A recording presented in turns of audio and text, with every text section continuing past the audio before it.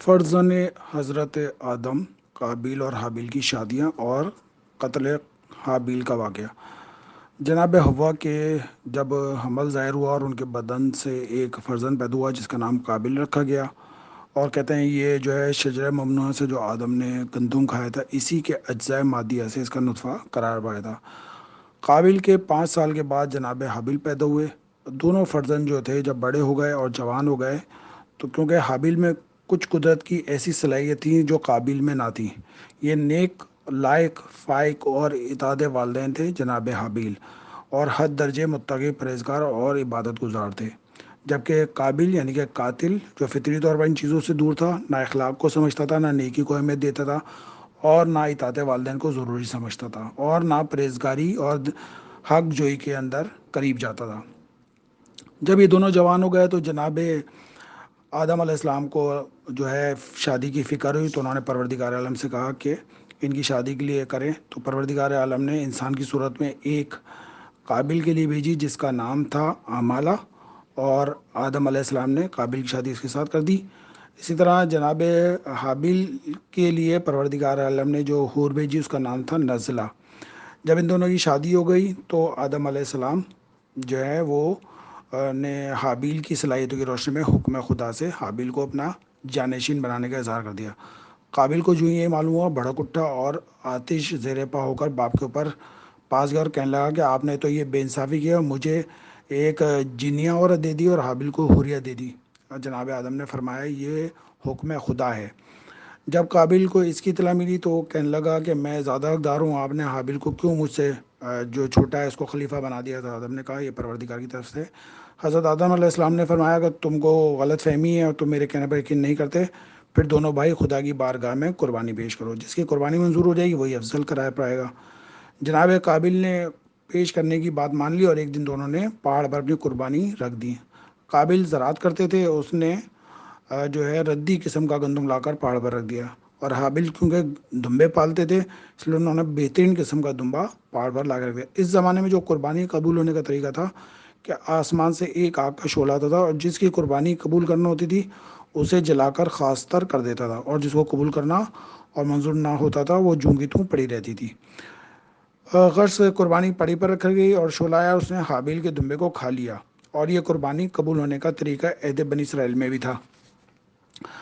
اور اس طرح جناب قابل جو تھے وہ شیطان کے اس میں آئے، اور انہوں نے جو ہے شیطان نے ان کو کہا کہ دیکھا تمہاری جگہ ان کو بنا دیا ہے، تو شیطان نے ان کو قابل کو جو ہے اپنے چال میں پھنسا لیا، اور پھر اس نے کہا کہ تم ان کو قتل کر دو۔ تو اس نے کہا بھائی قتل کیسے کریں گے؟ تو اس نے شیطان نے یہ کیا کہ ایک طائر کو پکڑا اور پکڑ کر اسے پتھر پہ لٹایا اور اس کے سر کو ایک دوسرے پتھر سے کچل دیا۔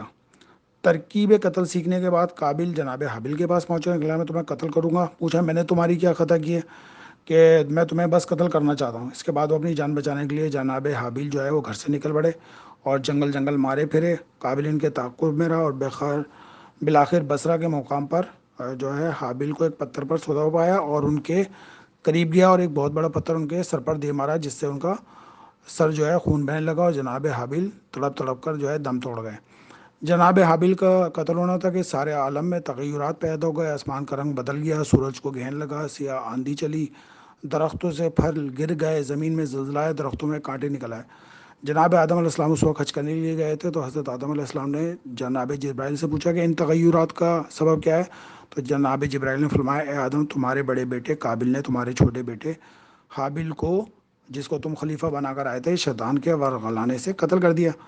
جب حابل قتل ہو گئے تو پھاڑ کھانے والے جانور ان کے گرد جمع ہو گئے، سب نے کوشش میں لگ گئے کہ ان کی میت کو اپنے خوراک بنائیں۔ یہ دیکھ کر قابل نے اسے پشت پر لاد لیا اور لادے لادے حیران و پریشان 1 سال تک اور 1 ماہ تک پھرتے رہے، اور اس طرح اس میں بو پیدا ہو گئی۔ تو پروردگار عالم کو رحم آیا اور انہوں نے 2 کووں کو قابل کے سامنے بھیج دیا۔